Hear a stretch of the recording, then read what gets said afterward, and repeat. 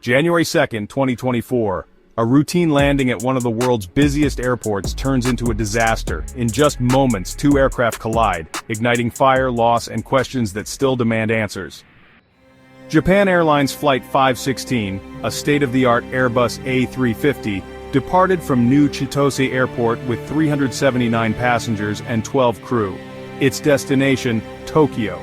Meanwhile, a de Havilland -8Q300 operated by the Japan Coast Guard was preparing for a critical relief mission to assist earthquake victims in Niigata Prefecture. At 1747 JST, Flight 516 is cleared to land on runway 34R, but a miscommunication or error places the -8 on that same runway.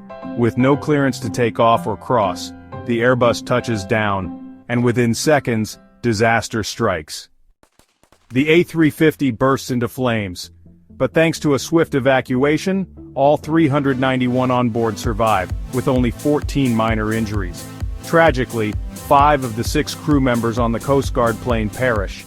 The captain survives, critically injured.